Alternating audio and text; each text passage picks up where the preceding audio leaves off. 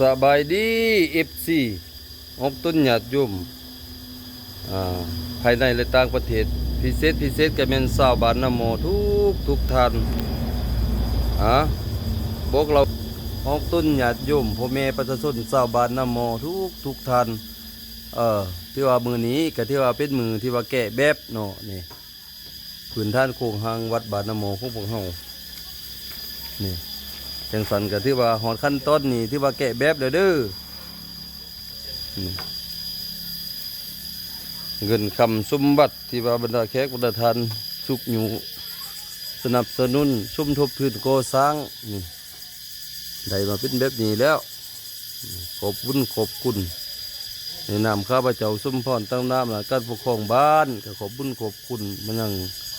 เจ้าภาพเจ้าศรัทธาที่ว่าเลื่อมใสศรัทธาร่วมกินร่วมทานบริจาคสมทบทุนสร้างวัดบ้านนาโมของข้าพเจ้านี้ก็ที่ว่าได้ประมาณบุง70%เด้อพี่น้องเอ้ยนี่70%แล้วเนาะพื้นผินยังก็มีทางฟ้าไว้ส่วนได้ส่วนหนึ่งแล้วได้หยุดเศร้าในสร้างไว้ชั่วข้าวก็เนาะเพราะว่าโศกขึ้นโศกห่อนก่อนแต่เรื่องหับบริจาคนี่ยังหับโตอยู่เด้อพี่น้องเด้อเพราะว่าต้องการเงินมาสมทบทุนก่อสร้างยังบุมีกระเบื้องมุงเถื่อนี่ยังบุมีเงินซื้อกระเบื้องมุงเถื่อหลังคาเนี่ยเนาะเป็นจังหางอยู่นี้นี่จังสันออกต้นหยาดยมทันเด้ออยู่ภายในและต่างประเทศ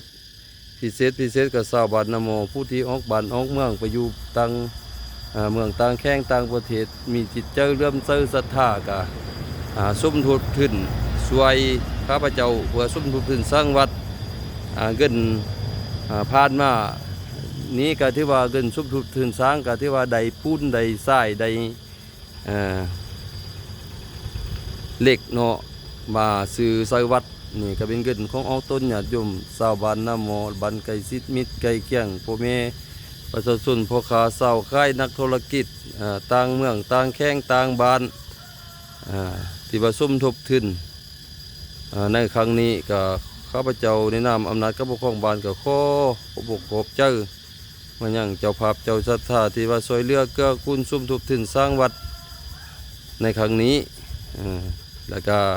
ผู้ใดมีจิตใจเริ่มใส่ศรัทธาจักหอมบริจาคเพื่อยักใดกระเบื้องมาใส่วัดนี้ก็ช่วยสมทบทุนกันเด้อพี่น้องเด้อ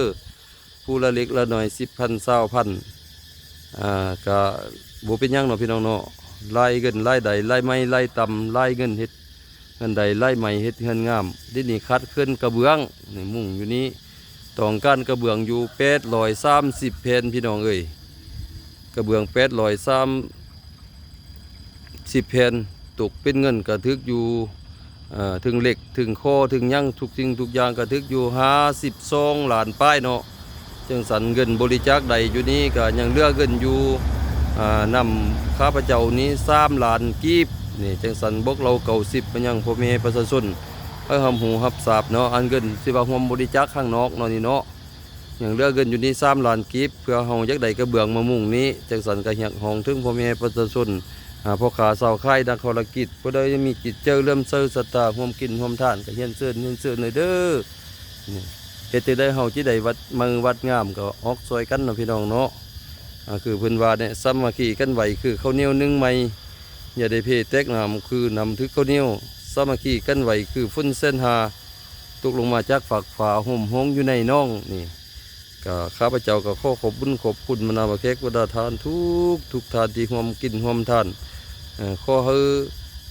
ผู้ใดเป็นตำรวจและทหารก็ให้ได้เลื่อนชั้นเลื่อนตำแหน่งนี่ชาวนาแซงนาปีก็ให้ได้เข้าไล่ค่ายออกต่างประเทศนำผู้ใดเป็นหมอลำและนักฮ้องก็ให้ซื้อกองดังไกลผู้ใดทำธุรกิจขาขายก็ให้ซื้อใดขายมันให้ได้เงินกีบ3,000 กระตาเงินดอลลาร์3,000 กระเป๋าเงินบาทฝากเขาทุกธนาคารก็แล้วกันเด้อออกต้นหยาดยมเจ้าภาพเจ้าศรัทธาผู้ที่ว่าร่วมสมทบทุนในครั้งนี้ถ่ายนี้ข้าพเจ้าในนามสุมพรก็เป็นเลขาหน่วยพักในบ้านนาโมกับบ่มีหยังก็มีแต่ความไว้ใส่ให้พรขอบเจ้าในนามตั้งนะให้พ่อแม่ประชาชนชาวบ้านนาโมทุกท่านก็ขอบเจ้ามันยังFC พ่อค้าสาวค่ายผู้ที่ว่าสมทบทุนในครั้งนี้จงมีสุขภาพเข้มแข็งเฮาหันมันยืนขอให้เทวบุตรรักษาเทวดาหักแพงเบิดสู่ผู้สู่คนอยู่ดีมีแห่งตลอดไปสาธุเอาขอบใจหลายๆเด้อ